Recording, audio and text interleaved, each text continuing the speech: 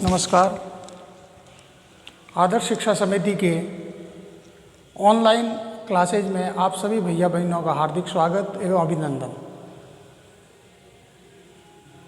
दिनांक 20 अगस्त 2021, कक्षा 9वीं, विषय सामाजिक विज्ञान, वीडियो क्रमांक 10।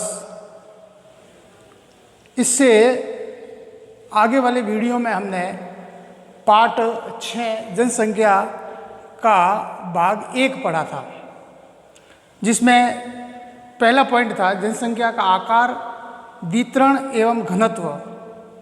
उसके बारे में अपन ने पढ़ा था और समझने की कोशिश की थी। आज हम उसी से आगे चलकर दूसरा इस पार्ट का पॉइंट है जनसंख्या वृद्धि एवं जनसंख्या परिवर्तन की प्रक्रिया। तो इसको पढ़ने से पहले थोड़ा हमको जानना पड़ेगा कि ये आखिर क्या है। तो जनसंख्या एक परिवर्तनशील प्रक्रिया है, परिवर्तन होता रहता है, स्थिर नहीं है, अस्थिर है। आबादी की संख्या, वितरण एवं संगठन में इसका लगातार परिवर्तन हो रहा है और यह परिवर्तन 3 कारणों से होता है: जन्म दर, मृत्यु दर और प्रवास। ये इसको प्रभावित करते हैं। तो सर्वप्रथम अपन जनसंख्या वृद्धि क्या है, इसकी क्या परिभाषा है, वह अपन पढ़ेंगे। तो किसी विशेष समय के अंतराल में, बीच में देश या राज्य के निवासियों की संख्या में जो परिवर्तन होता है वह जनसंख्या वृद्धि कहलाता है। कोई समय विशेष है, उसका अंतराल, चाहे वो 1 वर्ष का हो सकता है, 2 वर्ष का हो सकता है, 10 वर्ष का हो सकता है, उस अंतराल में किसी देश या राज्य में जो लोग रह रहे थे उनकी संख्या में परिवर्तन होना ही है, स्वाभाविक है, परिवर्तनशील है। जनसंख्या एक परिवर्तनशील प्रक्रिया है, तो परिवर्तन होगा तो वो क्या कहलाएगा? जनसंख्या वृद्धि कहलाएगा। तो आपको ये बात समझ में आ गई होगी कि जनसंख्या वृद्धि किसे कहते हैं। अब इस जनसंख्या की वृद्धि में अपन आगे पढ़ेंगे तो पहले की जनसंख्या को, यानी जैसे 2001 की जनसंख्या को बाद की जनसंख्या, यानी 2001 की जनसंख्या को 2011 की संख्या से घटाकर इसे प्राप्त किया जाता है। इसे निरपेक्ष वृद्धि कहा जाता है। जो जनसंख्या 2001 में थी उसको 2011 में से घटाकर जो प्राप्त किया जाता है उसे निरपेक्ष वृद्धि कहा जाता है। जैसे इसका अध्ययन प्रतिवर्ष प्रतिशत में किया जाता है। जैसे 2% की वृद्धि होना, जनसंख्या में कितनी वृद्धि होना? 2% की वृद्धि होना, यानी 100 पर 2, तो इसको वार्षिक वृद्धि दर कहते हैं। कौन सी वृद्धि दर कहेंगे? वार्षिक वृद्धि दर कहा जाता है। ये तो है जनसंख्या वृद्धि। अब इसका दूसरा पॉइंट रहता है जनसंख्या परिवर्तन की प्रक्रिया। जनसंख्या का परिवर्तन किस प्रक्रिया में होता है? तो भारत की वर्तमान जनसंख्या और उसका वार्षिक वृद्धि संसाधनों एवं पर्यावरण को निष्क्रिय करने के लिए पर्याप्त है। जनसंख्या की वृद्धि है वो भारत के संसाधन, चाहे भारत हो या अन्य कोई देश हो, तो उस देश के संसाधन और पर्यावरण को निष्क्रिय करने के लिए पर्याप्त है। कौन? जनसंख्या वृद्धि। हम दूसरा पॉइंट पढ़ते हैं परिवर्तन की प्रक्रिया। तो इसमें 3 तरह से जनसंख्या वृद्धि और उसकी परिवर्तन की प्रक्रिया होती है। तो पहला इसका पॉइंट है जन्म दर, दूसरा है मृत्यु दर और तीसरा है प्रवास। अपन ने इस अध्याय को शुरू करने से पहले ही इन तीनों बातों को बोला गया था कि जन्म दर, मृत्यु दर और प्रवास ये जनसंख्या की वृद्धि को प्रभावित करने वाले, परिवर्तन करने वाले कारक है। तो जन्म दर क्या है? प्रति एक वर्ष में प्रति 1000 व्यक्तियों पर जीवित बच्चों का जन्म है वो जन्म दर कहलाता है। एक वर्ष में 1000 लोगों पर कितने बच्चों का जन्म हुआ वह जन्म दर कहलाएगा। इसी तरह मृत्यु दर, एक वर्ष में प्रति 1000 व्यक्तियों पर उन लोगों की मरने वाली संख्या को मृत्यु दर कहा जाता है। जन्म दर और मृत्यु दर ये सबसे बड़ा कारक जनसंख्या वृद्धि का होता है। जन्म दर बढ़ेगी, मृत्यु दर घटेगी तो जनसंख्या है वो बढ़ेगी। इस वृद्धि दर में कमी हेतु जन्म दर नियंत्रण के लिए किए गए प्रयास हमको जनसंख्या का नियंत्रण करवा सकते हैं। तो भी जनसंख्या वृद्धि है वो प्रतिदिन बढ़ रही है। यदि हम इसी प्रकार से रहे तो 2045 तक अभी हमारा देश विश्व में दूसरे स्थान पर है जनसंख्या की दृष्टि से, लेकिन इसी हिसाब से जनसंख्या जो बढ़ रही है वर्तमान परिस्थितियों के अनुसार, तो हम 2045 तक विश्व के पहले स्थान पर हो जाएंगे और चीन को है वो पीछे छोड़ते हुए पछाड़ कर हमारा देश है वो पहले स्थान पर पहुंच जाएगा। तीसरी इसकी प्रक्रिया होती है प्रवास। प्रवास का अर्थ होता है लोगों का एक स्थान से दूसरे स्थान पर चले जाना प्रवास कहलाता है। स्थायी रूप से या तो वो वहाँ के निवासी हो गए या वहाँ पर चले गए और जो मूल स्थान था उसको छोड़कर दूसरे स्थान पर चले गए, प्रवास कहलाता है। प्रवास दो तरह के होते हैं, एक तो आंतरिक और एक अंतर्राष्ट्रीय। आंतरिक यानी कि देश के भीतर ही भीतर, अंदर ही अंदर, अपने भारत के अंदर ही अंदर ये आंतरिक कहलाएगा। देश के भीतर, देश के भीतर उसका आवास है वो आंतरिक में आएगा। अंतर्राष्ट्रीय दो देशों के मध्य भारत रहता था, भारत में उसका निवास स्थान था, वह अपने कार्य के लिए, अपने धंधे के लिए, अपने व्यवसाय के लिए भारत देश को छोड़कर अन्य देश की नागरिकता प्रदान ले ली और वह वहाँ पर निवासरत है, यह अंतर्राष्ट्रीय कहलाएगा। तो ये कैसे जनसंख्या को प्रभावित करता है? तो आंतरिक है, ये जनसंख्या को प्रभावित नहीं करता। ये जो प्रवास है ये जनसंख्या को प्रभावित नहीं करता। तो क्या करता है? ये जनसंख्या के वितरण को प्रभावित करता है। उस राज्य से दूसरे राज्य में गया, अर्थात उस राज्य की जनसंख्या कम हो गई और उस राज्य की जनसंख्या है वो बढ़ गई, तो घनत्व भी बढ़ेगा वहां पर, तो यह वितरण को प्रभावित करता है। अंतर्राष्ट्रीय में भी वो अपने देश से घटकर दूसरे देश में चला जाएगा, इससे इतना अपने को नहीं परिवर्तन लगेगा, उल्टा कम होगी जनसंख्या, लेकिन इससे वो की वो रहेगी। आंतरिक वितरण है वो आंतरिक प्रवास से उसके वितरण में, उस वितरण को प्रभावित करेगा। देश के अंदर जो जनसंख्या वितरण है उसको प्रभावित करेगा, इसलिए ये देश के भीतर ही होती है। तो यह इसका प्रमुख कारण है प्रवास का। अभी अपन देखते हैं तो अधिकतर लोग गांवों को छोड़कर शहरों की ओर पलायन कर रहे हैं। उसका मुख्य कारण ये भी है कि गांवों में बेरोजगारी की समस्या है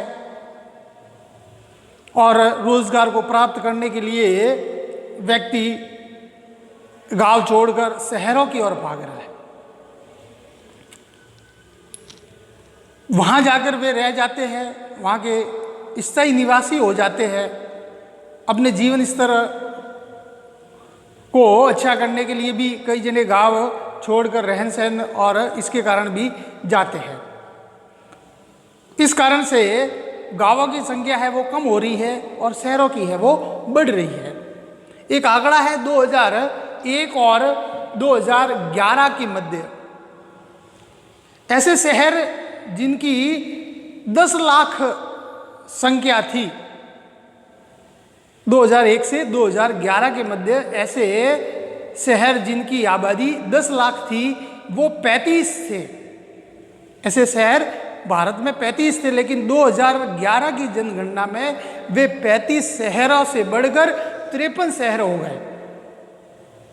यानी कि गांवों से शहरों की ओर लोग अधिक पलायन कर रहे हैं।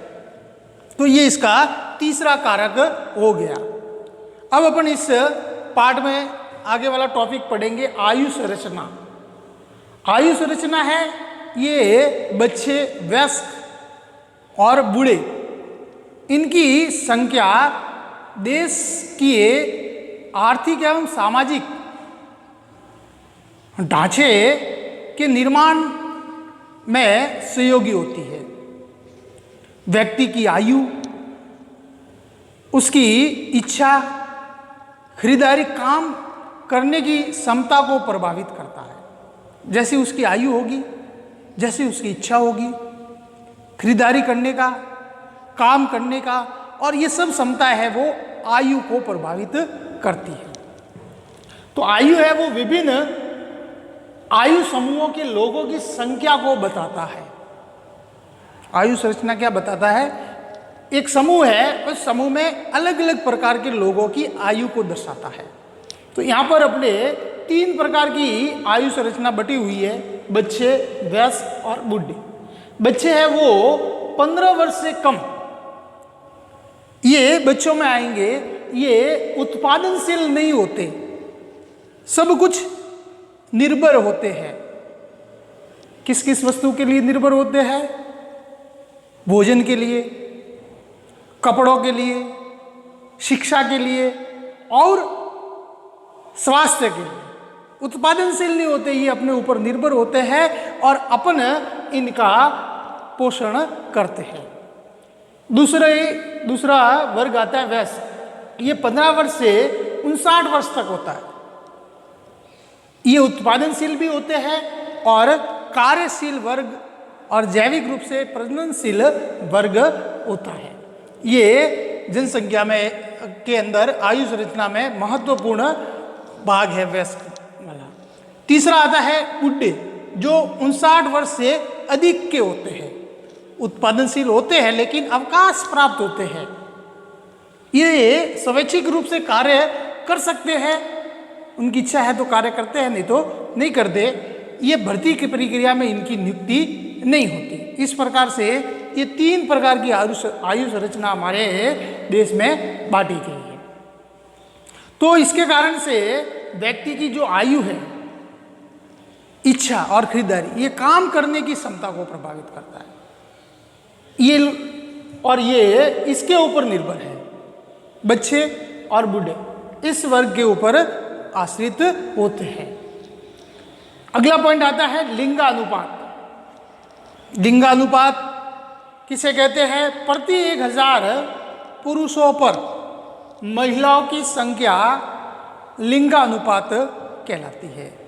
1000 किसी क्षेत्र में 1000 लोगों पर कितनी महिलाओं की संख्या है वो लिंगानुपात कहलाता है। ये एक सामाजिक सूचक है। ये क्या है? एक सामाजिक सूचक है। पुरुष महिलाओं को मापने का एक सूचक है, वो लिंगानुपात होता है। जैसे लिंगानुपात जैसे केरल में है, 1000 पुरुषों पर 1084 महिला है, यानी कि लिंगानुपात है वो ज़्यादा है।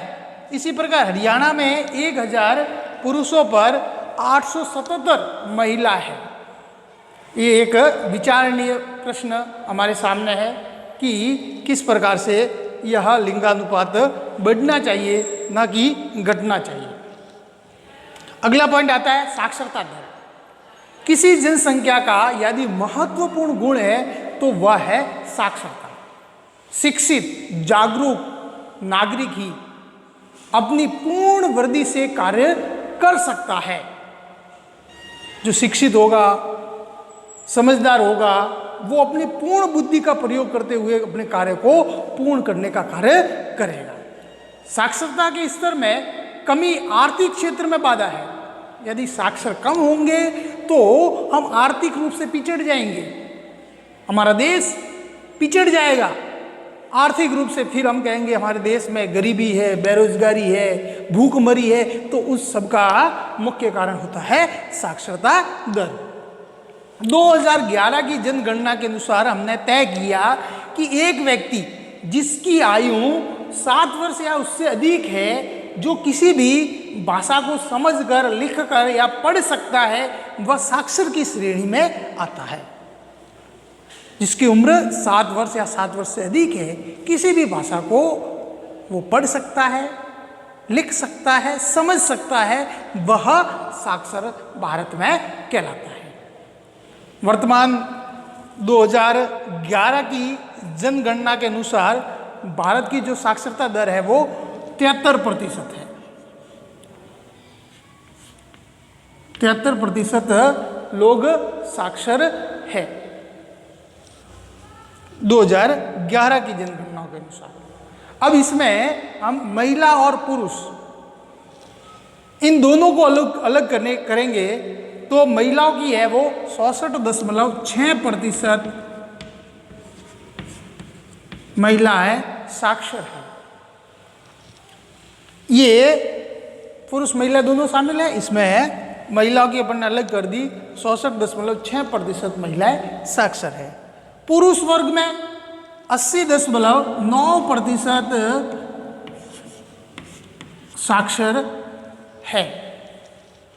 अब हमारे लिए एक विचारणीय प्रश्न है कि इनके और इनके प्रतिशत में अंतर क्यों?